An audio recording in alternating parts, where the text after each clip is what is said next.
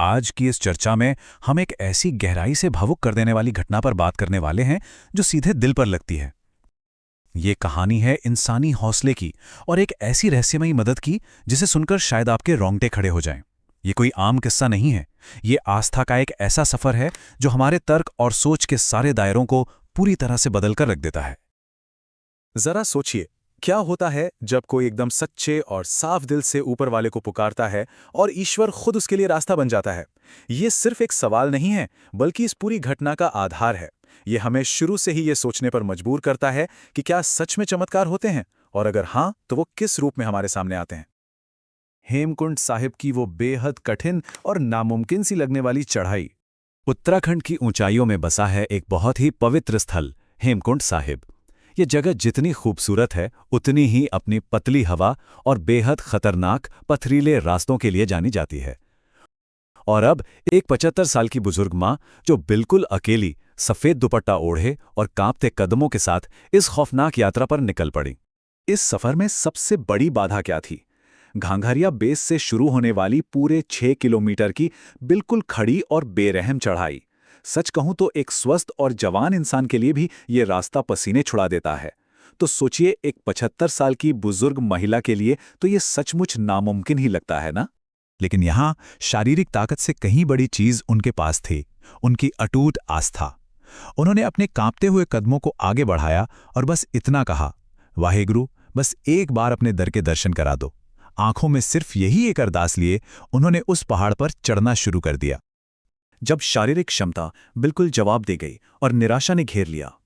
शुरुआत में हौसला बहुत मजबूत था, लेकिन जैसे जैसे चढ़ाई बढ़ती गई उस बेरहम रास्ते ने अपना असर दिखाना शुरू कर दिया। सांसें बहुत तेज हो गईं, घुटने बुरी तरह कांपने लगे और आखिरकार हार कर उन्हें एक मोड़ पर बैठना ही पड़ा। शरीर ने पूरी तरह से जवाब दे दिया था। आंखों से आंसू बह निकले और उन्होंने हार मानकर कहा, वाहेगुरु, लगता है मेरा सफर यहीं तक था। उस विशाल पहाड़ के सामने इंसान की ताकत ने दम तोड़ दिया था। ये वो पल था जहां से आगे जाने की कोई उम्मीद नहीं बची थी। उस सुनसान रास्ते पर अचानक आई एक आवाज। जब ऐसा लग रहा था कि सब कुछ खत्म हो गया है, तभी पीछे से एक बेहद मीठी सी आवाज आई, माताजी, थक गई हो? उन्होंने मुड़कर देखा। वहां एक नौजवान सिख खड़ा था, नीली पगड़ी, चेहरे पर एक अजब सी शांति और आंखों में बहुत गहरी करुणा। उस युवक ने मुस्कुराते हुए कहा कि वो उन्हें ऊपर ले जाएगा। जब बुजुर्ग माँ ने उसे तकलीफ उठाने से मना किया, तो उस नौजवान ने बड़ी ही प्यारी सी जिद करते हुए कहा, सेवा का मौका बार बार नहीं मिलता माताजी। उसने इस मदद को सेवा का नाम दिया, जो बिना किसी स्वार्थ के दूसरों की मदद करने की एक बेहद पवित्र परंपरा है। और फिर जो हुआ वो सच में किसी चमत्कार से कम नहीं था। घांघरिया बेस से लेकर बीच रास्ते के उस गहरी थकावट तक और फिर आखिरकार पवित्र सरोवर तक पहुंचने का वो सफर, उस नौजवान ने बुजुर्ग मां को अपने कंधों पर उठा लिया। और हैरानी की बात देखिए, बिना थके, बिना एक भी भारी सांस लिए, बिना डगमगाए, वो उस कठिन चढ़ाई को ऐसे पार कर गया जैसे उसे उस रास्ते का हर पत्थर, हर मोड़ पहले से ही मालूम हो। देखते ही देखते वे दोनों उस पवित्र सरोवर के पास खड़े थे।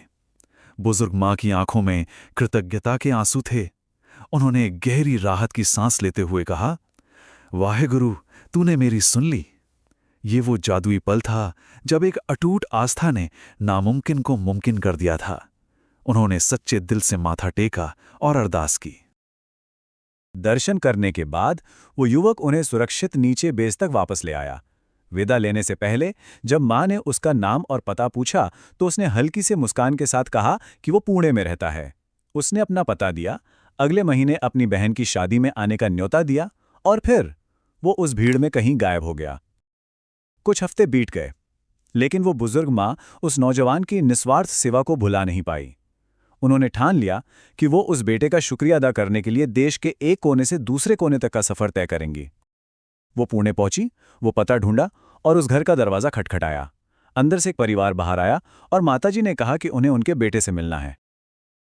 जैसे ही बुजुर्ग मां ने उस घर के अंदर कदम रखा, उनकी नजर सीधे दीवार पर टंगी एक फ्रेम की हुई तस्वीर पर जाकर टिक गई। उस तस्वीर को देखते ही उनके चेहरे पर पहचान की एक गहरी चमक आ गई। तस्वीर में उसी नौजवान सिख का मुस्कुराता हुआ चेहरा था। उनकी आवाज़ खुशी और आश्चर्य से कांप उठी और उन्हें तुरंत कहा, यही तो है वो जिसने मुझे हेमकुंड साहिब तक पहुंचाया था। उन्हें लगा कि आखिरकार उन्होंने अपने उस फरिश्ते को ढूंढ लिया है। लेकिन तभी परिवार वालों की आंखों में आंसू आ गए। उन्होंने भारी और रोंदे हुए गले से एक ऐसा सच बताया जिसने सब कुछ, जी हां, सब कुछ बदल दिया। माताजी, ये हमारे बेटे की तस्वीर है। इसका देहांत 10 साल पहले हो चुका है। ये एक ऐसा दिल दहरा देने वाला और साथ ही बेहद खूबसूरत सच था जिसने इस पूरी घटना के मायने ही बदल कर रख दिए। और उस पल वक्त जैसे वहीं थम गया। बुजुर्ग मां की आंखों से आंसू बहने लगे। उन्हें अचानक इस बात का गहरा एहसास हुआ कि उस खड़ी और खतरनाक पहाड़ी पर उनका वो मददगार, उनका वो मार्गदर्शक असल में कौन था। उनके होंठों से बस यही निकला, वाहे गुरु, तू खुद आया था मेरे लिए। आस्था और ईश्वरीय हस्तक्षेप की कोई सीमा नहीं होती। ये घटना एक बहुत ही गहरा दर्शन समझाती है कि चमत्कार इस भौतिक दुनिया के नियमों से बंधे हुए नहीं हैं। वो मदद किस किस रूप में आ सकती हैं? कभी एक मददगार बेटे के रूप में, कभी एक दयालु अजनबी बनकर, तो कभी किसी ऐसे इंसान के रूप में जिसे ये दुनिया कब की भूल चुकी है। जब दिल से एक साफ और सच्ची पुकार उठती है ना, तो जवाब ऐसी जगहों से आता है जिसकी हम और आप कभी कल्पना भी नहीं कर सकते।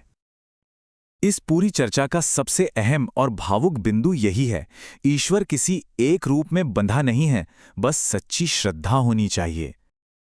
ये महज एक घटना नहीं है, बल्कि इस बात का बहुत बड़ा प्रमाण है कि शुद्ध भक्ति और अटूट आस्था ही चमत्कारों को जन्म देती है।